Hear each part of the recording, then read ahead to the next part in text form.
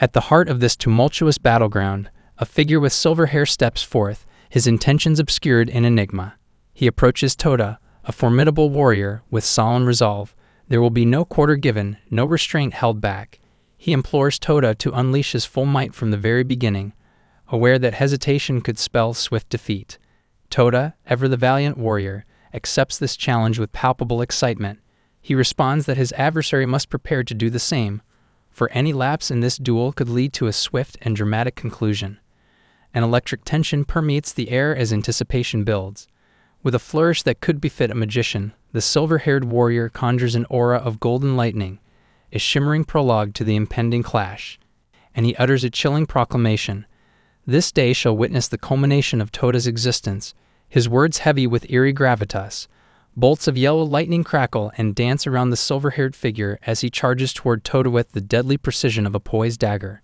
Caught off guard by this sudden and audacious assault, Toda finds himself momentarily stunned, the shock of the moment rendering him temporarily paralyzed. In a twist of fate, it seems the silver-haired warrior passes right through Toda, a malevolent grin gracing his lips as he ominously declares, "It's over." Toda's survival instincts surge to the forefront, compelling him to react with lightning-quick reflexes. Narrowly evading what could have been a fatal strike, his senses snap into focus with adrenaline-fueled precision. Confounded by the cryptic declaration of his assailant, Toda regains his footing and swiftly dodges subsequent attacks with remarkable agility and finesse. The battle takes on an increasingly surreal quality as Toda's uncanny ability to match the blinding speed of his enigmatic adversary becomes evident. The silver-haired figure, as well as those who bear witness to the spectacle, are left in awe as Toda's prowess defies the bounds of the conceivable. In a moment of audacity, Toda reveals a startling truth. He is but marginally faster than the ferocious monsters that populate their world. Irony drips from his words as he emphasizes that his adversary gravely underestimates his true potential. In the wake of this revelation, the silver-haired warrior channels a surge of raw fury, unlocking untapped reservoirs of power. Nevertheless, Toda remains unimpressed, his steadfast conviction unshaken. He reminds his opponent of his earlier counsel, to go all out from the very beginning. With resolute determination, the silver-haired warrior launches a headlong charge, dedicating the full might of his beam to a slashing attack. Yet Toda's movements transcend the boundaries of ordinary mortals. His litheness allows him to sidestep the onslaught with the grace of a seasoned dancer. With a flourish that defies imagination, Toda counters with a swift and calculated kick to the assailant's back, sending him sprawling to the ground. The conflict, it seems, has left today earning for a challenge worthy of his skills, for this one-sided affair pales in comparison to the exhilarating duel he had envisioned. Meanwhile, in another corner of this strife-ridden world, a malevolent villainess weaves her own tale of chaos and discord. Her malevolence knows no bounds as she empowers her legion of zombies, infusing them with newfound strength. Suzaku, in particular, grapples with the grim realization that her undead minions have become more formidable than ever. The villainess taunts her adversaries, casting doubt upon the longevity of their tough facades. In a sudden and electrifying twist, a yellow-haired villain enters the fray, launching a blistering assault on both Suzaku and Dane. He berates them, claiming that it is impossible for them to contend with him, while simultaneously confronting the relentless onslaught of zombies. His words drip with contempt as he vows to make them rue the day they look down upon him and his malevolent forces. Faced with this dual threat, Suzaku and Dane, wise in the ways of combat, swiftly devise a strategic division of roles. Suzaku takes to the skies, unfurling majestic wings that astonish both allies and adversaries alike. With a graceful ascent, Suzaku surveys the horde of zombies below, their sheer numbers posing a formidable challenge. Suzaku invokes a spell known as the Wing Sling, a mesmerizing spectacle that culminates in a devastating whirlwind. In a breathtaking display of aerial mastery, he obliterates the zombies in a single cataclysmic sweep. The villainess can only watch in shock and disbelief as her once formidable minions crumble into dust before her very eyes. Meanwhile, on the battleground, Dane embarks on her own journey of transformation and empowerment. Her adversary, the yellow-haired villain, wields twin blades with an ominous reputation. The yellow-haired assailant nearly lands a deadly strike with his blades. However, Dane's agility and unwavering resolve empower her to deftly evade the attacks. Fed up with being underestimated, Dane issues a challenge, demanding that her opponent cease treating her like a child. In a dazzling and radiant metamorphosis, Dane emerges as a more alluring, mature, and empowered version of herself. Both villains find themselves taken aback by the sheer majesty of her transformation. The yellow-haired assailant, seemingly undeterred by her newfound appearance, charges forward, convinced that Dane's altered visage is inconsequential to their battle. However, Dane's movements defy the expectations of all who behold her. With grace and precision, she effortlessly sidesteps the yellow-haired assailant's lethal strikes. Her retaliation is swift and unforgiving as she delivers a resounding punch that resonates like thunder, driving home the message that her newfound strength is every bit as formidable as her beauty. The villainess, having witnessed the tide of battle turning against her, surrenders to Suzaku and Dane. She implores them for forgiveness, her demeanor veering from menace to vulnerability. Suzaku and Dane, their hearts momentarily softened by the unexpected turn of events, deliberate her fate. However, the villainess's persistent mockery and disdainful remarks ultimately sway their decision. With a conviction that borders on the unconventional, they opt for a most unusual form of punishment, a tickling torment. The once menacing villainess descends into tearful pleas for mercy, her stoicism shattered by this unorthodox and unexpected ordeal. Meanwhile, in yet another corner of this convoluted narrative tapestry, Sidi faces a dire predicament. In a fateful encounter, he crosses paths with Byaku, a foe whose strength far surpasses his own. Byaku, exuding an aura of indomitable power, delivers a chilling ultimatum to Sidi, warning him that surrender is his only path to salvation. Yet Sidi, driven by an unyielding resolve and a belief in a higher purpose, remains steadfast. Ignoring Byaku's ominous counsel, he launches an audacious assault, propelled by a fervent determination to buy time for a mysterious ally whose arrival hangs in the balance. Byaku's supremacy in combat is unassailable, his mastery of his craft absolute. With dispassionate precision, he discerns the nature of Sidi's shadowy clone technique, a secret divulged by none other than Wayne. Byaku easily intercepts Sidi's attacks, thwarting his every maneuver with casual ease. He dismisses Sidi's efforts as futile, a mere distraction in the grand scheme of their unfolding conflict. Panic takes root in Sidi's heart as he grapples with the stark reality that victory may elude him. As the spirits, ethereal witnesses to the unfolding events, look on with bated breath, the narrative takes a dramatic turn. Eleanor, the mysterious ally upon whom Sidi had pinned his hopes, materializes within the hallowed halls of the mansion. Her arrival shatters the arcane barrier guarding the spirit's chamber, and with a radiant display of magic, she ensnares the spirits within a luminous sphere of mana. Byaku, ever vigilant, senses the intrusion within the mansion and swiftly materializes within its confines. Sidi, too, acts with haste, teleported by the conviction that Eleanor has fulfilled her crucial role in their audacious plan. Within the chamber, Sidi witnesses the spirit's capture, his heart quickening with a fervor of hope. Before Byaku can reach Eleanor, she vanishes, her ethereal form eluding his grasp. The spirits, now shielded from harm, watch in ethereal silence as the confrontation between these enigmatic forces unfolds. Simultaneously, within the shadowy recesses of the Duke's mansion, and she harbors a growing sense of unease. Mateo regards Sophie with a cryptic smile, echoing her curiosity regarding Wayne's motives. Unbeknownst to Sophie, she stands on the precipice of a revelation that will cast an even darker shadow over her understanding of the world. In a stunning turn of events, Sidi materializes within the mansion's dimly lit corridors, bearing with him the ethereal presence of the spirits. Sophie's astonishment knows no bounds as she beholds Sidi's unexpected presence and the accompanying spirits. In that moment, connecting the dots that lead her to Mateo, recognizing him as the puppeteer orchestrating the grand tapestry of deception and treachery, she advances toward him with a determination fueled by the promise of revelation. Before Sophie can act upon her newfound revelations or expose the intricate web of deceit, she is confronted by a chilling and ruthless betrayal. Mateo, with a cold and remorseless demeanor, moves to confront Sophie, a gleaming blade poised with deadly intent. Sophie's world crumbles around her as the stark reality of her situation takes root, ensnaring her in a web of disbelief and despair. Mateo offered Sophie a heartfelt thanks for her invaluable assistance in distracting Wayne. However, he couldn't deny the somber reality that now Sophie lay wounded on the ground, unable to be of further use to their cause. In a solemn tone, Mateo says now they will be able to make their ideal nation soon. In parallel, within the very heart of the narrative, Wayne, the enigmatic and resourceful figure, employs the arcane pages of his tome to invoke a teleportation spell. In the blink of an eye, he finds himself transported to the village, where those who had assaulted them earlier are now captured. In the midst of turmoil and uncertainty, Wayne's inquiry pierced the air, his voice laden with concern as he sought information about the spirit's safety. Byaku, his voice tinged with regret, revealed the unsettling truth. The spirits had fallen victim to abduction. In a heart-wrenching revelation, he disclosed that 2 malevolent assailants had managed to escape with the spirits in their possession. Nevertheless, a glimmer of hope emerged as the rest of the spirits had been apprehended, providing a crucial lead in their ongoing quest. Amidst a whirlwind of emotions, Wayne pressed for the identity of the orchestrator behind these sinister events.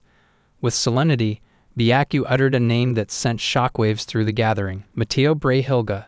It seemed the elusive puppeteer, the enigmatic figure who had lurked in the shadows, was none other than the Duke himself.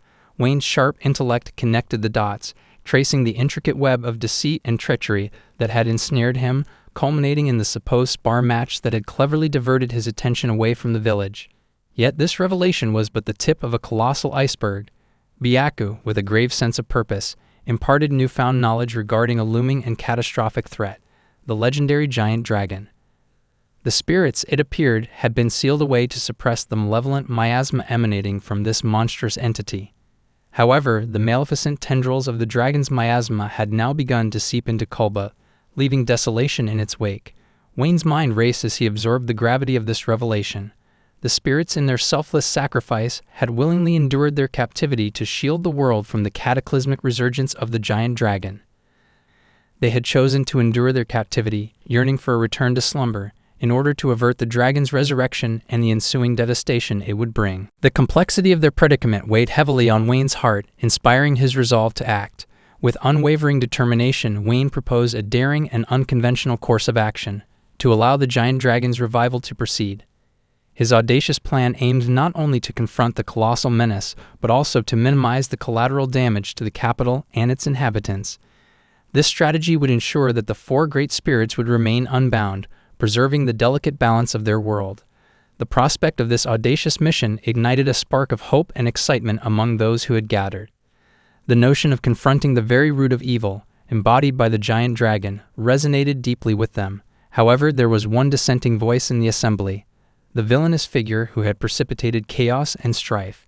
She vehemently protested Wayne's plan, deeming it preposterous and impossible. According to her, even a long-forgotten hero, praised and revered as the Awakened One, had only managed to seal the dragon at the cost of immense sacrifice and exertion.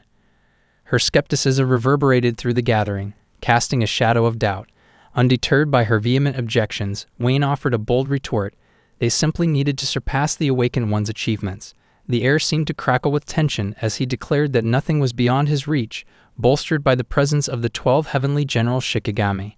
The villainous figure, unable to contain her fury, erupted in an indignant outburst, challenging Wayne's confidence. She declared it impossible to overcome the colossal might of the giant dragon, doubting their ability to prevail against such an ancient and formidable adversary. Dane, her patience tested, bristled with frustration at the villain's obstinacy. She declared that further punishment was in order, a stark reprisal for her stubborn resistance. The villain, now gripped by genuine fear, offered a desperate plea for mercy, her defiance crumbling before the prospect of further torment. Wayne couldn't help but wonder as the girl was gripped by an overwhelming fear. He couldn't fathom what had transpired between her and Dane, leaving her in such a state. Within the shadowed confines of the Duke's mansion, Sophie lay wounded and vulnerable, her consciousness fading. The treacherous dagger that had found its mark threatened to claim her life. In her darkest hour, a radiant savior emerged. Princess Chloe, cloaked in an aura of grace and benevolence, wielded the mystic arts of healing. Her magic enveloped Sophie, knitting wounds and restoring vitality. Sophie, her strength gradually returning, she questioned Princess Chloe's presence in this perilous moment. Princess Chloe replied with a promise to explain all in due course. She underscored the urgency of their shared mission: to thwart the malevolent Duke Brehilga's nefarious plans and prevent the capital from descending into chaos. Sophie, her unwavering commitment as a knight unwavering, affirmed her dedication to this noble cause. Her pledge of allegiance was imbued with the unwavering determination to stand against the Duke's treachery, regardless of the odds stacked against them. Simultaneously, in a chamber shrouded in shadows and secrecy, Sidi bore witness to a scene of unfolding intrigue. Mateo, veiled in enigma and emboldened by a newfound sense of power, revealed the clandestine workings of his machinations. Eleanor emerged as a crucial instrument in Mateo's intricate plans. Her contribution, it seemed, had been instrumental in their quest to locate the source of the looming threat. Their journey through the shadowy labyrinth led them to a cryptic discovery: a sword embedded within a stone, a symbol of sealing and restraint. The presence of this ancient artifact served as a chilling reminder of the formidable entity imprisoned within. Mateo extended his hand toward the sword, his anticipation palpable, yet his attempt to make contact with it proved futile. The impenetrable barrier surrounding the weapon remained steadfast, a stark reminder that the formidable seal of the dragon was still firmly in place. Mateo stood poised to commence the ceremony that would ultimately unlock this ancient restraint. Yet despite their proximity to the precipice of releasing the dragon, Sophie and Princess Chloe materialized as unexpected obstacles. Mateo, his composure undisturbed by their sudden arrival, directed Sidi and Eleanor to intercept and neutralize the intruders. Sidi, burdened by his loyalty and a sense of duty, extended apologies to the ladies who had inadvertently crossed their path. With a heavy heart and grim resolve, he declared that their presence would culminate in a dire consequence: their demise. Sophie, despite acknowledging the immense strength of her adversaries, clung tenaciously to her identity as a knight. The prospect of retreat or surrender remained anathema to her steadfast character, as she braced herself for the confrontation that lay ahead. Eleanor, with her silver hair flowing like a banner of determination, launched herself towards Sophie. In the blink of an eye, she vanished from Sophie's view, leaving her disoriented and bewildered. Sophie could only watch as her adversary reappeared behind her, a blur of motion and intent. With breathtaking swiftness, Eleanor struck at Sophie. Yet Sophie's instincts and training kicked in just in time. With a desperate, last-ditch effort, she managed to block Eleanor's attack, but the impact sent shockwaves through her body. Sidi, the ever-watchful observer, couldn't help but be impressed by Sophie's tenacity and skill. As he prepared to make his move against her, a fireball ignited the air. It soared towards Sidi with intent, conjured by none other than Princess Chloe. But Sidi was not one to be deterred. With a casual yet deadly grace, he cleaved through the fireball with a blade of water and continued his relentless charge toward the princess. Sophie, who had been holding her ground against Eleanor, now faced an impossible dilemma. She deflected Eleanor's knife and, in an instant, rushed to intercept Sidi's merciless assault on Princess Chloe. Sophie's movements were swift and her defense valiant. However, she was barely able to block Sidi's attack. Amid the chaos of this fierce battle, Sophie's voice rose above the din. With unwavering determination, she urged Princess Chloe to leave Eleanor and Sidi to her. Her gaze locked onto the princess, she implored her to hurry to the sealed dragon, the linchpin of their impending crisis. Princess Chloe, her heart filled with gratitude, nodded in agreement. She pledged to give her all to stop the resurrection of the dragon and thanked Sophie for her valor. The princess's slender form darted away, racing towards the chamber where the ancient beast's power lay dormant. Sidi, now standing opposite Sophie, allowed a sly smile to play on his lips. He believed it to be an insurmountable challenge for Sophie to battle both him and Eleanor simultaneously. But Sophie, fueled by her unyielding loyalty to her cause, was undeterred. She stated her unwavering resolve, promising to do everything in her power to thwart their intentions. Eleanor and Sidi, despite being on opposing sides of this conflict, found themselves admiring Sophie's fierce determination. In a synchronized motion, they charged forward, closing in on her. Sophie, sensing the imminent threat, closed her eyes for a brief moment. She focused her inner energy, allowing her mana to surge. With newfound strength coursing through her veins, she moved with a swiftness and grace that surprised her adversaries. Eleanor and Sidi, their attacks honed to perfection, lunged at Sophie simultaneously. But to their astonishment, she deftly evaded their strikes, her movements fluid and precise. The two of them exchanged incredulous glances, silently acknowledging Sophie's newfound strength. As Sophie continued to battle both Eleanor and Sidi, she couldn't help but reflect on the pivotal role Wayne had played in her growth. His sparring sessions had pushed her beyond her limits, enhancing her combat abilities to unforeseen heights. With his guidance, she was now capable of standing her ground against formidable opponents. With her newfound confidence, Sophie charged headlong at Eleanor and Sidi, her resolve unshakable. Meanwhile, Princess Chloe reached the chamber where Mateo was in the midst of the dragon's resurrection ceremony. Her voice, filled with urgency, demanded that he halt the ritual immediately. Mateo, an enigmatic smile on his face, regarded the princess's demand with amusement. He questioned whether she truly believed that he would heed her plea after coming this far in his nefarious plan. She asserted that if Matteo wouldn't stop the ceremony, she would have to force him to do so. Matteo, his eyes filled with a sinister gleam, urged Sophie to hasten her efforts. The dragon's resurrection hung in the balance, and time was running out. Princess Chloe, her determination unwavering, prepared herself to confront Matteo directly. She was ready to do whatever it took to put an end to his malevolent plan. Back on the battlefield, Sophie was holding her own against both Eleanor and Cidi. She knew she had to find a way to break Cidi's advantage. He had a tricky tactic in his arsenal. He swapped with a clone every time his real body was hit. Hitting all of them at once would be the most effective way to gain the upper hand. Sophie focused her energy and summoned a fireball, aiming it at Cidi. However, Cidi effortlessly dispelled the fiery projectile with his water magic, leaving Sophie bewildered. Her elemental disadvantage was glaring, as fire was a poor match against water. As Sophie concentrated on Cidi, Eleanor vanished from her sight. Sophie's senses tingled with unease as she scanned her surroundings. In a flash, Eleanor reappeared, launching a ferocious attack at Princess Chloe, who had returned to the fray. The blow was aimed with lethal precision, but before it could land, Wayne swooped in to the rescue. Wayne, his voice filled with concern, inquired about the princess's well-being. She assured him she was unharmed, and her eyes reflected gratitude for his timely intervention. Matteo, observing this unexpected turn of events, was taken aback by Wayne's sudden appearance. His plan had taken an unexpected twist, and Wayne's presence spelled trouble. Wayne, his temper ignited, directed his attention toward Matteo. In a voice filled with determination, he declared that he had come to settle their score. His eyes blazed with fury as he vowed to make Matteo pay for endangering his friends and orchestrating the dire events that had unfolded.